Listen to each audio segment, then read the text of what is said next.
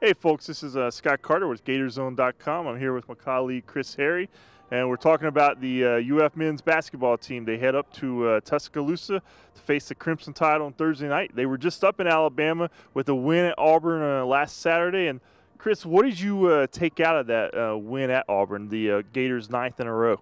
Well, again, yes, like you said, it was the Gators' 9th in a row, and what Florida did up there, it was a little bit of a hostile environment. They got out to a big lead, 13-point lead.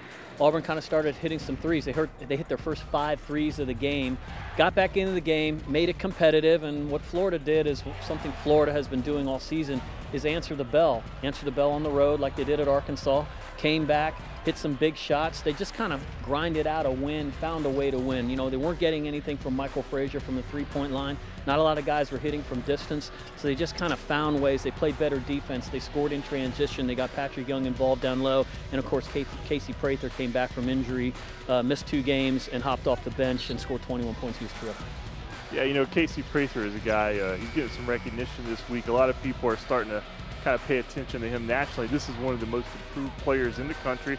And he did miss a couple games, but yet scores 21 points at Auburn.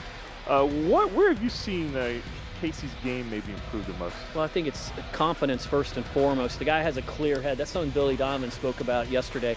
He's playing with a clear head, clear mind, and he knows who he is and he knows who he's not. He's not a three-point shooter. He took 15 three-point shots out of his 39 shots as a freshman. That wasn't his game. He's learned to kind of play off the bounce, play within his athleticism, and just kind of do what he does best, which is slash, spin, and finish around the rim. Great stat with him. If he scores 17 points, which is his average this year, if he scores 17 at Alabama, it will equal his entire point total of his first 3 seasons of his career.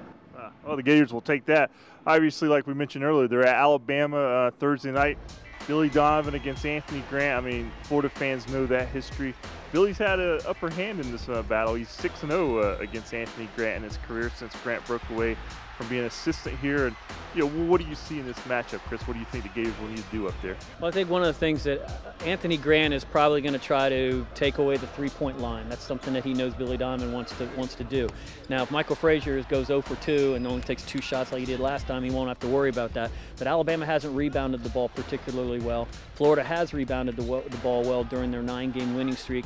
And I think what Florida will do is go on the road and trying to see how this game kind of progresses, because that's kind of what they've done on the road thus far. They see what kind of game they have to play, and they kind of morph and adapt into that kind of a game. And if this is a game where the crowd kind of gets into it, you know, Florida's going to have to answer the bell a little bit. And one of the things, maybe Dorian Finney-Smith is going to have to play a little bit better than he did last game. He got in early foul trouble, only played 3 minutes in the first half. And it seems like when he plays really, really well, especially, you know, with that energy underneath the glass, the Gators do play well. Well, Florida at Alabama Thursday night. The Gators move up to number 6 in the latest poll. They'll go for win number 10 in a row against the Crimson Tide. For my colleague Chris Harry, I'm Scott Carter. Thanks for joining us.